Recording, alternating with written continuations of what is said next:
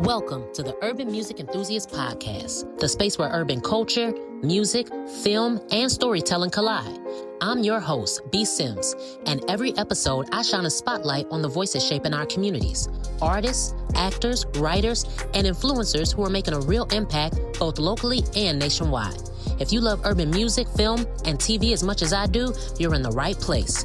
Be sure to subscribe, share, and join the ongoing conversation about the culture. Let's get into it. Okay. Happy Sunday, Zay. How are you doing today? I'm feeling great. Blessed to be here. Thank you I for want to having say me. before we get started, thank you so much for taking the time. Thank you for having me. I truly have been looking forward to it. Hated when we had to reschedule for the snow, but Okay. honestly, we would have been stuck in for 3 days if No we had cap. did that. We would have been stuck. So Maryland weather. before we get started, I like to do a temperature check. Okay. How are you feeling in this season of your life? I'm feeling good. I Okay. feel like I'm super blessed to even be where I'm at now, to be sitting here. So it's like I'm in a rebuild of myself. I had time to reflect, and I got a better rebuilding. direction, Yeah. better clarity. I got a better connection with God. So I'm blessed. Yeah, we gonna get into that. Yeah. Welcome home. Thank you so much. I appreciate that. How does it feel to be back, focusing on your family, focusing on yourself, focusing on your music with a clear head? What is that like for you this time around? I say it's amazing this time around because I came home way more mature. Okay. I value things way differently, and I cherish things, or maybe the little things that I took for granted. Sometimes we take things for granted, not consciously. That's true. You know? Subconscious. So I think it's just different now. Like I'm valuing the little time I have with my family because I was gone for a minute. When I came home, my little brother's a grown man now. That's true. I left, he was 17 going into high school. So, just A lot has changed. a lot have changed. It is a little bit weird, a little weird. How so weird? Coming home, some people change, some people haven't. You're trying to get back into society and find where you fit at. 'Cause a lot of things that I knew back then is not the same. That's understandable. So I've been trying to figure out like where I fit at Where and you how to fit in. move. You know what I'm saying? Just kind of figure out my footing and not just jump out there without already And start knowing. back where you left off. Yeah, so For people who may be unfamiliar with you, who is Zayzayy behind the music? Like honestly, the human, yeah. Zayzayy, I'm a down-to-earth person. Okay. Truthfully, I feel like I'm opposite of what people think on social media. What do you think people think you are on social media, and who are you actually? On social media, you see a kid that can dress. You know what I'm saying? You might got money, whatever the case is, and I feel like it's easy to put me in that category as another street dude, another street nigga. You know what I'm saying? But I feel like when you meet me personally, you talk to me, I'm a down-to-earth person. Like, Okay. I'm saying it's more to me, character Okay. behind it.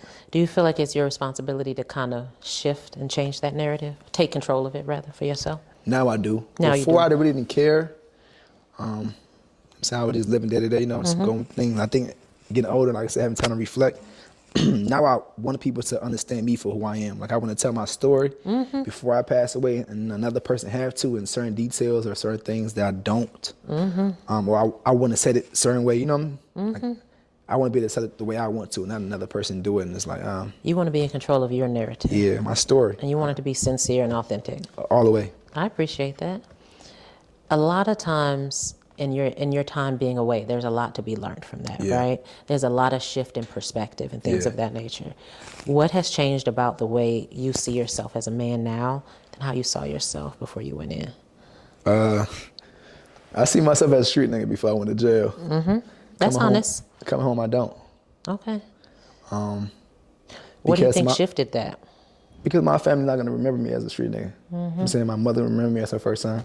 That's My true. brother remember me as a brother. My friends remember me as not gonna remember me as a street nigga. So like getting older and realizing like, what you wanna remember by, what you gonna leave, what legacy And you that's gonna leave important. behind. Yeah, legacy. And I had time to think about that. So I think coming home I just got a different perspective, like what my legacy wanna be. Because you want to shift that. You want it to be a little more Way more. Like positive. I said, Yeah. I'm from Liberia, Africa, born and raised. Like born in third world country. I was born during the Civil War. I was raised through the Civil War, bombs going on. So it's like, me personally, I feel like to even be where I'm at now, Yeah. it's a win. It's You've a already blessing. won. Yeah. I already won because some people died. You know what I'm saying? Exactly. They're swimming across oceans and walking miles to get to this great country. get That, where you you're know, at.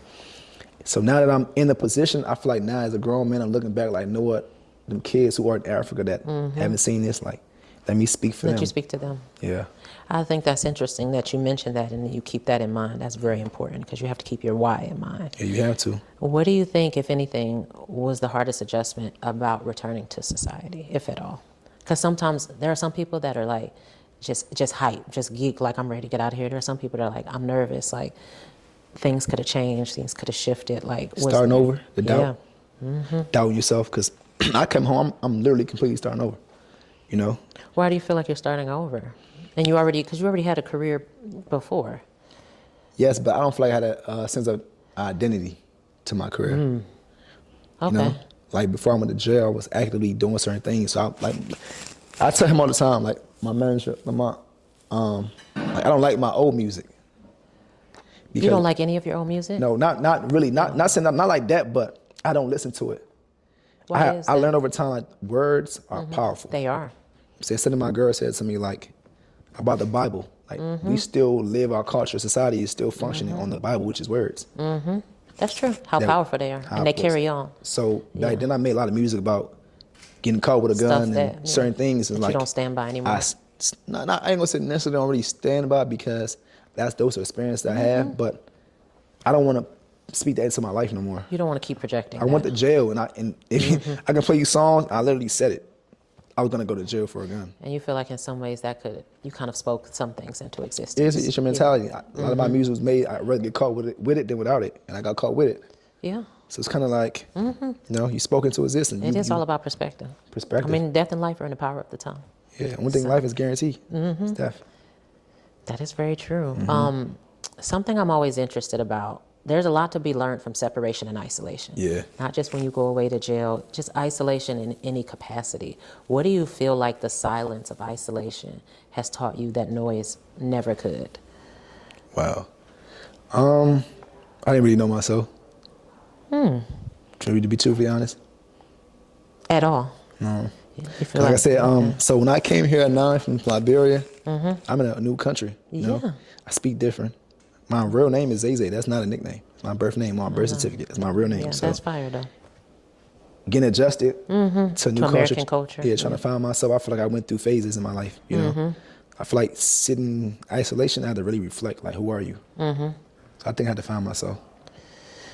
How difficult was the transition from Liberia to the Midwest, right? Michigan? Yeah, it was difficult. Yeah. Extremely difficult. I got picked on a lot. Do you miss the Midwest at all? Yeah, I don't miss the weather though. What do you miss about it? I think the culture. Again, like I feel like every place I lived in my life is a part of my story. It made me who I am. It is. You know, like Michigan made me tough. Like Michigan made me tough, I'm not gonna lie. People don't understand the grit and hustle that's in the Midwest. It's very different. We breed hustlers. It's very different. Culture. I'm from St. Louis, so I know. My whole family from Milwaukee and Michigan. So I'm like, the hustle is there. Yeah. Not saying the East Coast didn't activate the hustle, but I'm like, I grew up around all hustlers. Yeah.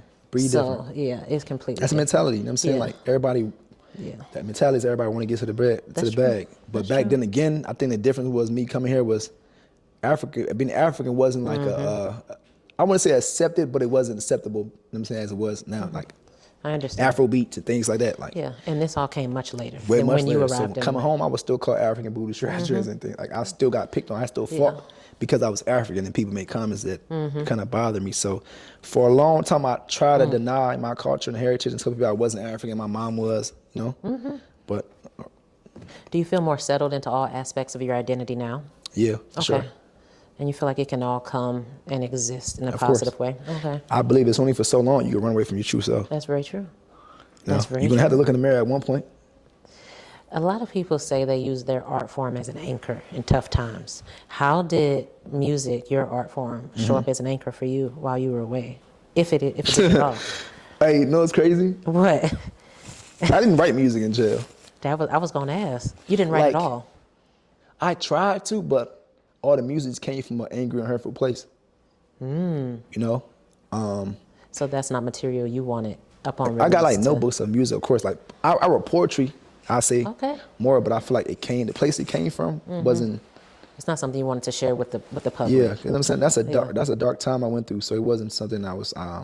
But listening to music helped me, of course. But like writing music, no, not at all. I wasn't in that Like I wanted, actually in my mind, I told myself I was done with music when I went to jail. Cause I'm coming home 30. Like I'm not trying to rap. I'm trying to, you know what I'm saying? Like I'm not really thinking about music like that. You feel like you were too old to return and start rap? Not necessarily too old, just like, you know, you start doubting yourself looking at life. Like I'm going at this age, like I need to have this situated. Like am I going to really go back home and try to put my all into something that, you know? Yeah. So it was like a doubt thing, but it's like even sitting in jail, like I didn't even like watching video because it made me feel like I was missing out. Yeah. Made me feel like I was watching my life. Made me compare myself to other people who my age, you know. Who were still in motion. You know what I'm saying? And then it could put you in a dark space, especially when you look around gray walls all day. So that's true. Music helped me though, but listening to music, not really necessarily write music. What music artist or music did you hold on to in those times that did help you, that inspired you? I listen to a lot of Lil Boosie, Meat Mills, Heaven and Hell, Used to, YG Tech, he from Baltimore. Listen to a few of his music, but I just listen to music that I can feel. Yeah, that kind of like spoke the situation that I'd endure. And people that have been there that can speak life into you 100%, in that situation. But majority of music, I listen to music in jail that motivated me. Nothing that kind of made me want to, you know, give up or nothing like that. That's interesting. What do you plan to do with the material that you wrote, if anything? Is it just for you? Like all the poems and the things you said? I share it with like close friends, you know what I'm saying, family members and things like that. We talk about, because I necessarily, like, I don't have a problem about speaking about jail, but I'm not trying to glorify jail. Of course. So I tell them about situations and then I'll, you know, read poetry or whatever the case is or things like that about the situation. So it just like, sometimes I look at it to reflect. Like I said, I was angry in jail, like super angry because all the things that I went through while in prison. Like That's I literally lost everything, businesses, everything. So the mindset I was in for the first 2 years in jail was like really tough. I didn't want to talk to nobody. So it'd be hard sometimes to reflect or like go back to that time, but sometimes I need to like, you know. So just let you know where you're coming from and where you're coming going. from. Yeah. So then I'm assuming you started writing when you were released. I don't write none of my music. I just get in the studio. You just record. He'll tell you. So break down your creative process then for me. So like, because Missing You released the single. Letters to Yourself, are those things that you already had? No. So before I went to jail, I probably had like, I would say like 1,000 some songs. Before I went to jail. They were unreleased? Unreleased. Okay. I had a song with DeVito that probably have like years. Really? Yeah, I have a song with OG Bobby, Billions, and some other artists. And you're just sitting on it. So these are songs that I made before I went to jail. That you made before? Because I went to jail. So I dropped the song with Rollo Rodriguez November, I think June 23rd, 2022. I went to jail June 22nd. Okay. The same. You know See the time frame. Yeah, it put you in a... I dropped a song that potentially was supposed to, and it's still my biggest stream song even to this day. That was supposed to take me over the top, but I was, you know, God set me back for a reason, so. Things happen. Yeah, for sure. How do you feel like now when you go in the booth, because I'm assuming you've been in the booth since you've been out. So how do you feel like your artistic process and your outlet has changed now? How is it different as you've evolved as a man? I have more of a direction and an intention with my music. Like before, I literally was just making music how I felt that day. I was gonna say, you just walk in and it's like whatever you was inspired by in that time frame. Or it could be a conversation. Like I would walk in the studio because I don't honestly like. I have not a phobia, but I have PTSD, so I can't. I'm not gonna say I can't, but I prefer not to go to studios. So all my music I make in my living room. Letter Myself was made in my living room. Yeah, I saw the clips you posted. I'm like, this looked like a house. Yeah, so I was sitting in a. So I came home on house arrest September 5th last year, and I was forced to be on house arrest for my condition to be released. So those months that I was in house arrest, rest in peace his soul, my close friend committed suicide. I'm so sorry to hear that. Thank you so much. September 16th. And I had a lot of stuff that was other family that was going on during the time. So I have a close friend of mine that. So I went to Towson University and I met him. Okay. So he been recording. He actually like the first engineer to ever record me. So I started recording in his dorm room. Okay. So when I came home from jail, he hit me up. He just decided to pull up on me and he recorded in my mother's living room. That's how kind of Missing came about. So I think I just have a different direction. But usually I go to the studio to get high with my homies and just talk about what we're going through. But now I go in there and I think about like what message I want to get across. And you're a lot more intentional with the things you're creating. Music. Yeah. What gives you PTSD with the studio? Music is like very close to my heart. Okay. Like, I don't make music about partying and certain things like that. Yeah. Not saying that I can't, but I just feel like I make reality music. Like I go through real life situations. You And I make feel it to inspire, to empower. Yeah, but You it's like wanna I release really a actually message. feel my music because it's like real situations. It's personal. So I can't. Okay. I don't feel comfortable having somebody that I don't know in the studio with me as I'm pouring my heart out.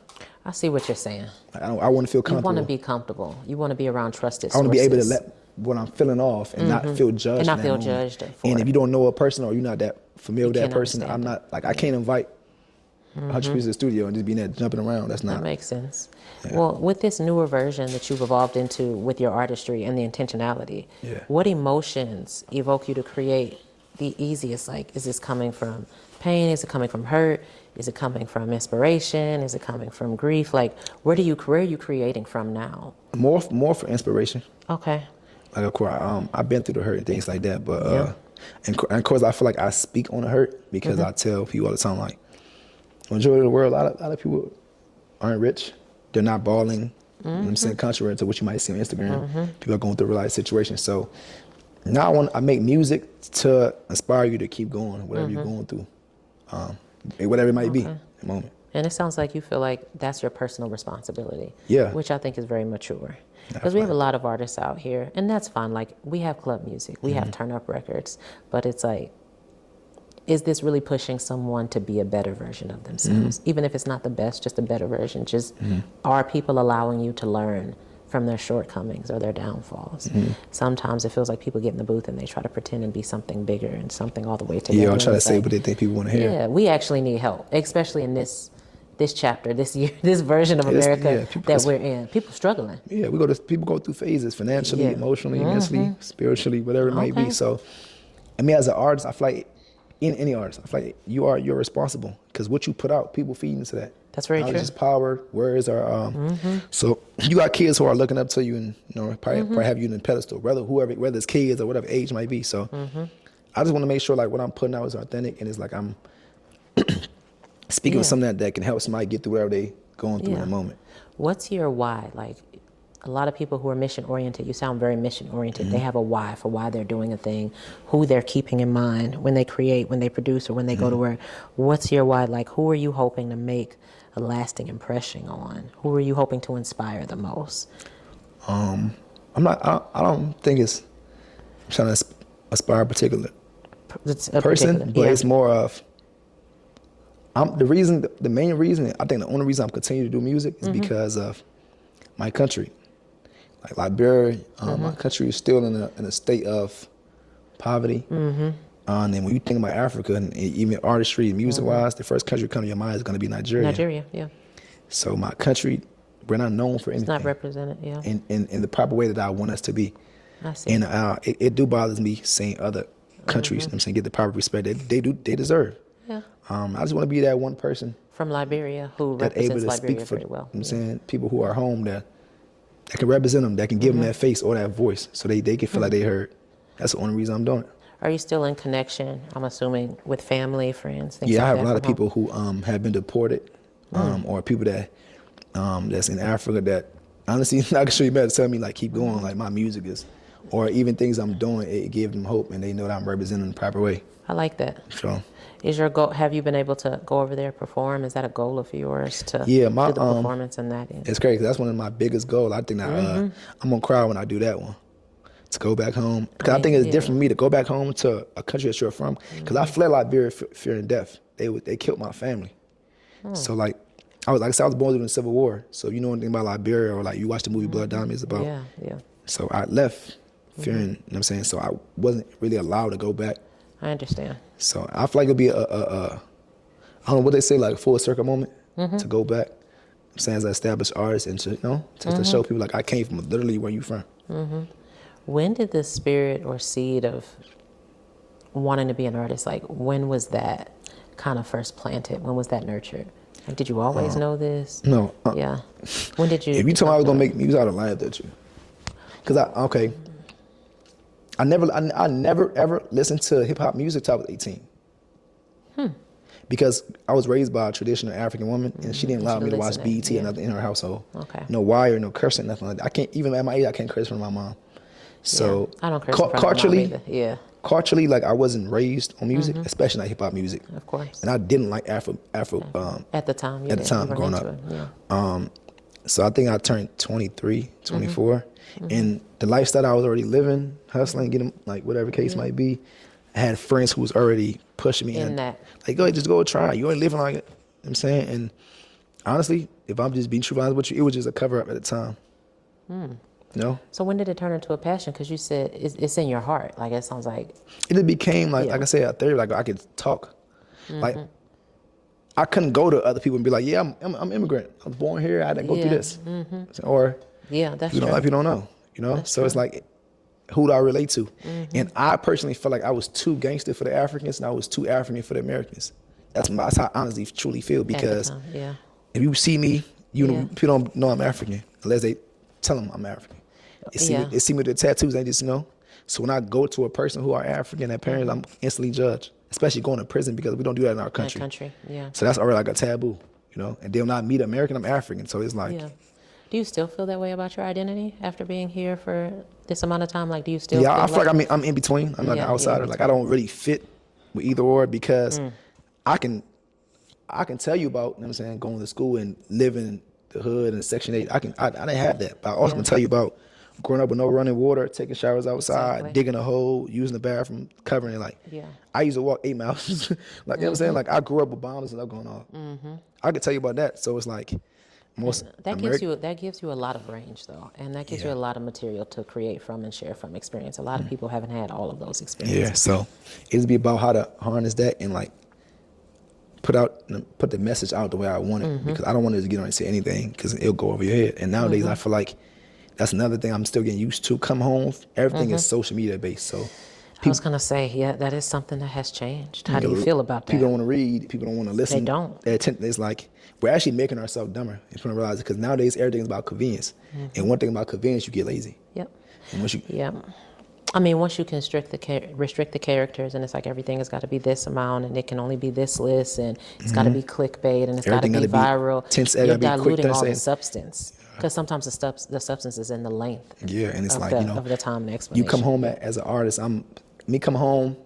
I missed 3.5 years, so I had people in my ears saying, "Oh, do this because this is this, or do that." Exactly. And it's like, you can dilute or lose your vision or direction because you've been gone. You feel like they might know more or might be more accurate because they've been out here. They've been out here. And sometimes you just got to trust yourself. Yeah, I got to. And I think I struggle with doubt. I feel like we all do. No, we all do. Trying to figure out, is it gonna work? Yeah. Should I jump out there and do this way? Are they gonna like it? Are they gonna understand where I'm going? And so I just try to just put it out there and see how it go. I like it. If you feel like, because I know you said you didn't intend to become a rapper. No. Where did you feel like life was leading you? Before all of this started. It's crazy because I feel like I had so many different directions.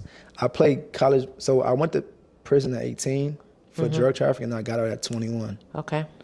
I went to Howard Community College in Columbia, Maryland. Yeah. Because my mother, of course, Africa, go to school.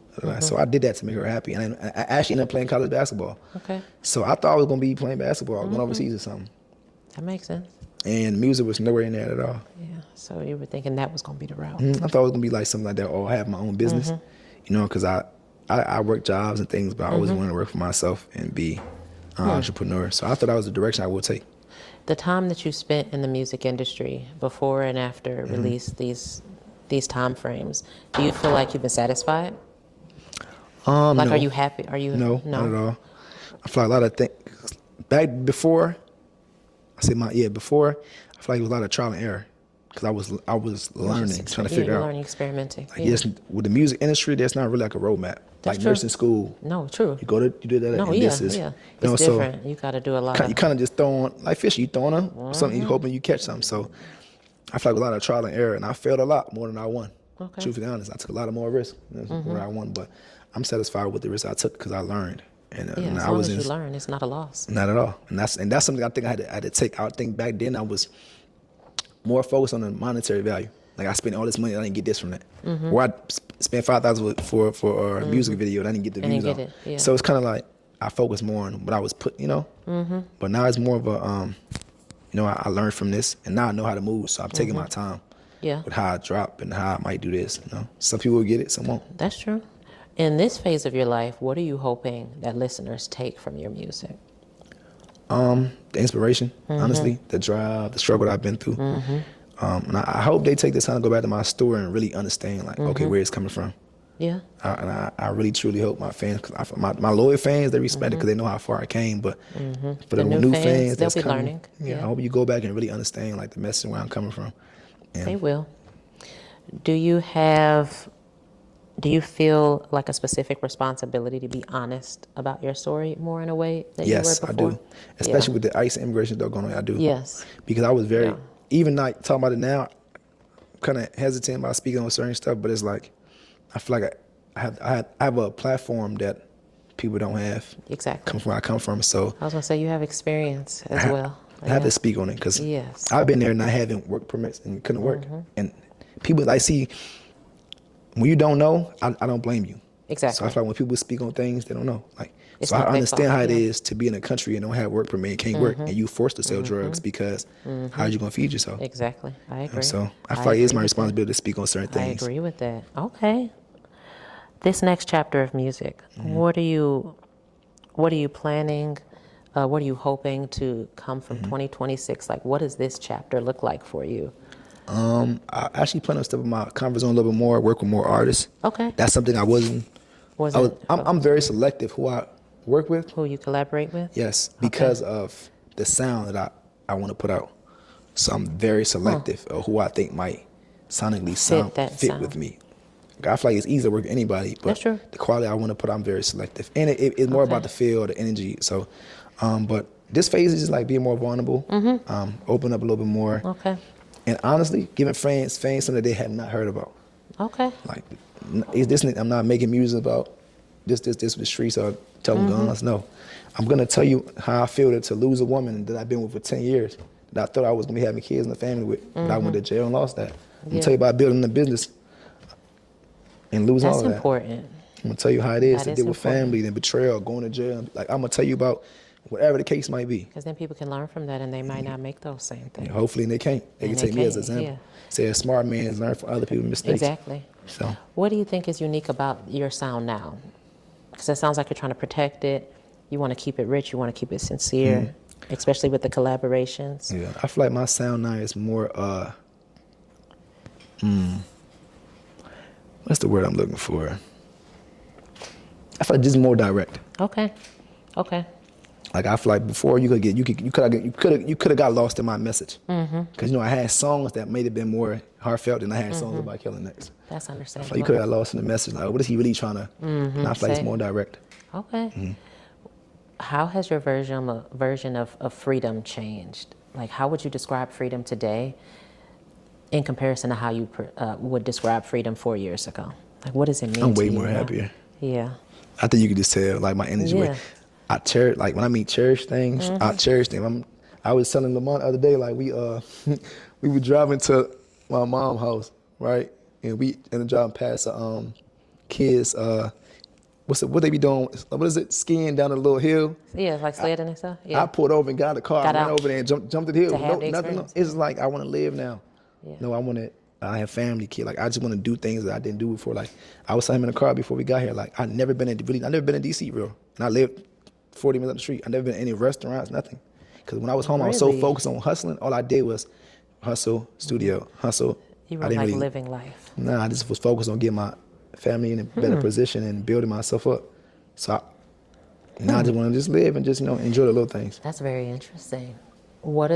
If everything in your life is to go the way you envision it now, how do you see the next 1 to 3 years for you as a man and as a music artist? What does that look like for you? If you could paint the picture as perfect as you wanted it.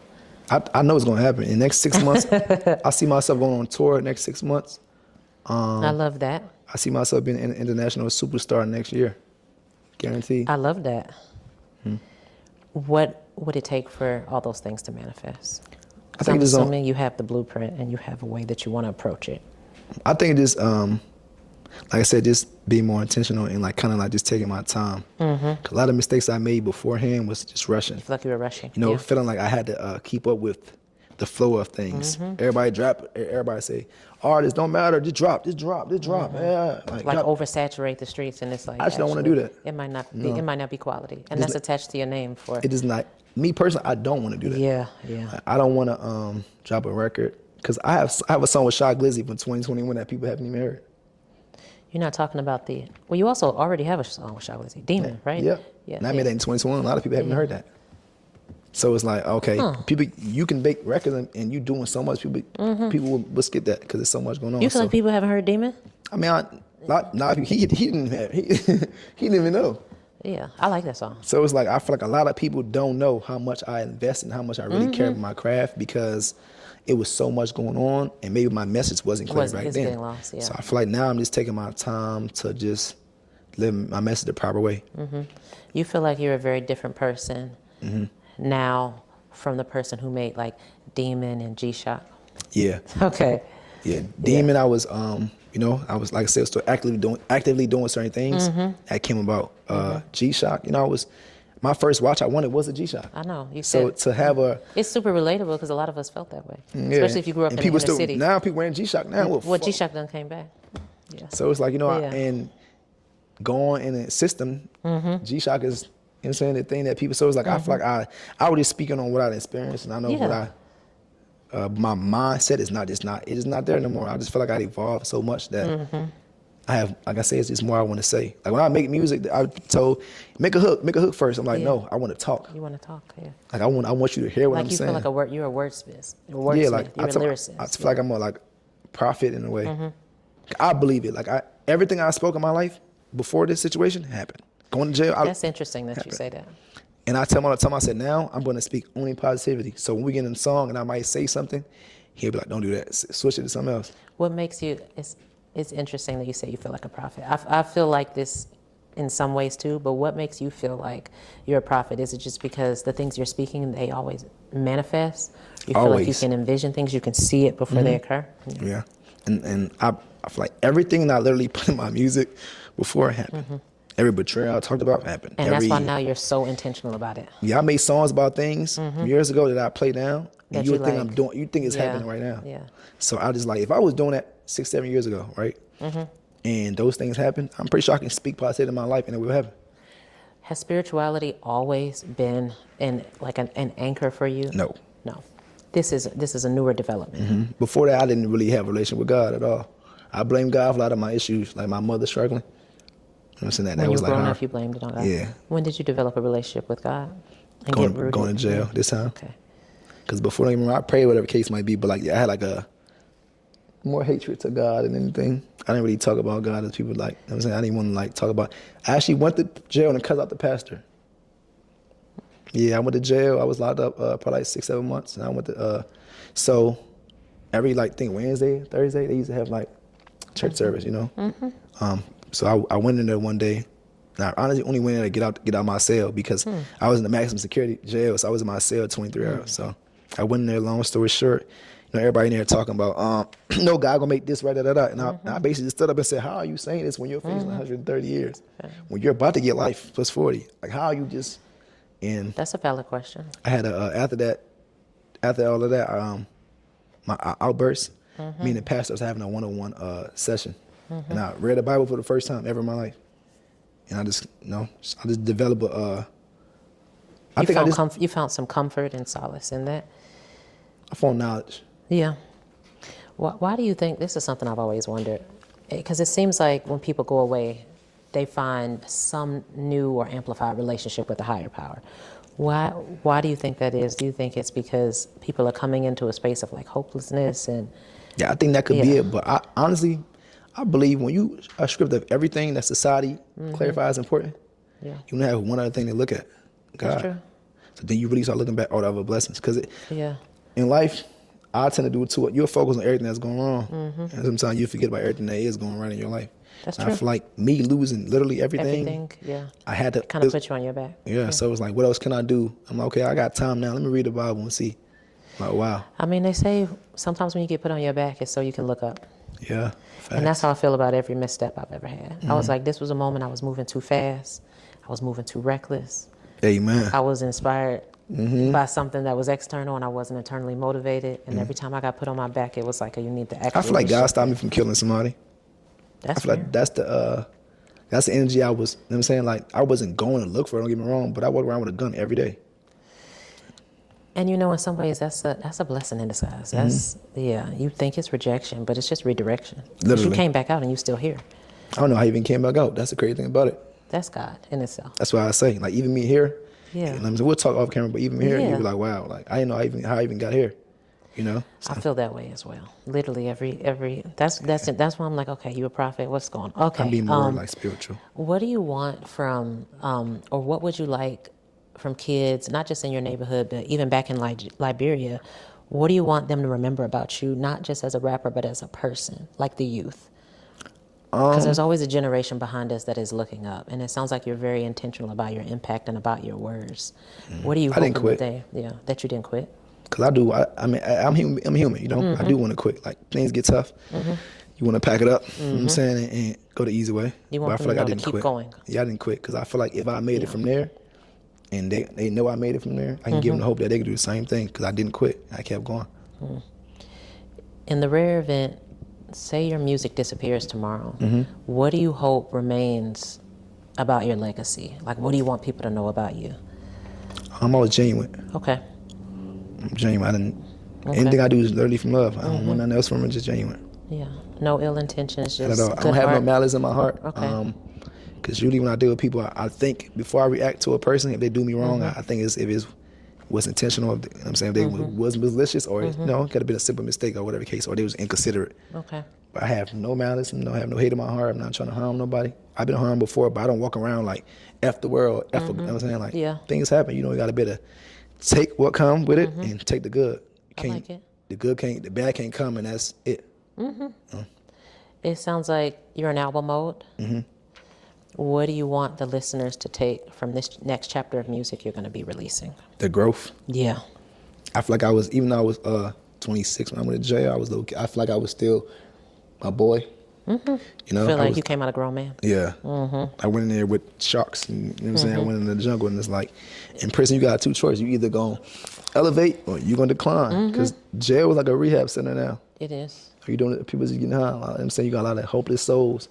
I was sharing meals with dudes who've been doing 25 years, 50 years in life. It's a lot to be learned from that. Yeah, so you look around and realize, I don't want to be like that. Exactly. So. Okay. I like it. Let's end with some rapid fire questions. Okay. Oh, let's do it. What you got for me? Studio or solitude? Now, see, based on the conversation, Solitude. I'm like, I already knew you was going to say that. Solitude. Pain-inspired music or motivational anthems? Pain. Okay. Even though you said, see, this is supposed to be rapid fire, but even though you said you are focused on making more motivational music. Yeah, I am, because I don't uplift you, but it's like. But you mean as far as listening for yourself, Yeah, the pain-inspired pain music? because I listen to motivation, but I feel like pain is like everybody go through it, everybody feel it, and you can be across the world, India, you gonna go through heartbreak. This is a sidebar. What made you listen to a lot of Meek in prison? Meek Mill, I was like Meek Mill growing up, but I feel like I could relate to, like, you know what I'm saying, and that be brazen. So what you were going through? Heaven or hell, like, you know what I'm saying. Some people go to jail, some people go to college, like. I know. I'm saying Meeks was speaking about things that I feel like I was literally living through. Meek, one of my favorite rappers. That's why. Yeah, he definitely is. He speaks to a place where I feel like growing up, like Jeezy Thug Motivation 101 was my rap Bible. But in adulthood, every battle and things I've gone through, it's like I'm listening to Meek. Yeah, I learned to separate the like two. he's speaking from a very unique place. Yeah, I think that's why I got like the love and admiration for Meek, because I didn't grow up on Jeezy, but That's Jeezy, fair. Yeah. Jeezy make you want to hustle, sell dope. He do. That's what he talked about. He do make you want to do that. Yeah. You know what I'm saying? That's what he came up. So it's like they make it seem so cool, easy to come up off. I'm saying Meek was more of like, He's a lot more painfully honest. Yeah, he's more, so he was talking about losing his father at an early age and things like that. So I feel like I didn't grow up on that Jeezy, but I can relate more to. It's a lot of pain in his music. Yeah. So anybody who relates to pain, I could. I've been to too Meek many. one of the goats for sure. No, I wrote my wedding vows. This is like totally off, but I wrote my wedding vows at Meek Mill and Friends. Like Really? people think that's so crazy, but it's like he's my favorite rapper. Like years ago? Not this recent one, the one before, 4 years ago. I was this recent I was one. literally there front row. writing. Because that's how inspired I like the music, you know. And when you hear the music out loud that you've been listening, it's like it's all coming to me, like it's all coming. I'm just writing. That's my first concert, like, you know what I'm saying? I met him in person, talked to him, he cool as hell, like, but like to be on stage and watching like 40,000 people or 20,000 people come out for one person, and like, I don't know, it gave me some type of chill, because I know 4 days before that I was literally sitting in the cell, and I said everything I said I was doing now. I told myself in jail, like, I'm gonna do this, I'm gonna do that. So it's like it's happening, but it was like it was a crazy moment, like watching it. That's dope, and y'all have connected. I can't wait till, you know what I'm saying, my time come, I'm able to bring out 30,000 people, you know. It's coming. That was amazing, though. You keep speaking it into existence. It's coming. Amen. A couple more rapid fires. So one word to describe this chapter of your life. Elevation. One thing you're grateful for today. Most grateful for today. My little brother. Okay. Yeah, he took care of my mom while I was gone. You know what I'm saying? He's trying to be a great young man. You know what I'm saying? I think it showed me that I did a good job. You know what I'm saying? His brother, even with my mistakes, like, you know. Yeah. He came out good, so. The last one. What message to people still trying to find their way? What message would you have to share? Somebody that might be where you were 5-6 years ago. It's a journey. You know what I'm saying? One step at a time. Like, before you got to walk, you got to crawl. You know what I'm saying? So even if you fall, you got to crawl. You got to take before you stride. walk. Like, it's a journey. Like, you know what I'm saying? It'll take a little bit of time, but God ain't going to give you nothing you can't handle. That's very true. Well, I really appreciate your time, Zay. Thank you so much for having me. I pray that this is not our last conversation. No, it's not. Now I feel like we're all getting connected, so we can just continue this further. Yeah. And I look forward to everything you have going on this year. Please don't forget to invite me to your performance. Oh, no, I'm not. I got some music coming. I'll definitely pull up, support you, listening events, all of that good stuff. Okay? I got something coming. We got something to work. It just... I got your back. We locked in now. Yeah, we're going to make it work. All right, I appreciate you. Thank you so much for having me. No, for sure. Thank you. Thank you for tuning in to the Urban Music Enthusiast podcast. Every interview you hear also drops on YouTube, so make sure to subscribe, share, and keep the conversation alive. This platform is about more than entertainment. It's about celebrating creativity, impact, and the culture that connects us all. Until next time, I'm B. Sims, and this has been another episode of the Urban Music Enthusiast podcast, where urban stories find their voice, and we celebrate music, film, and the artists driving the culture. Make sure to stay tapped in.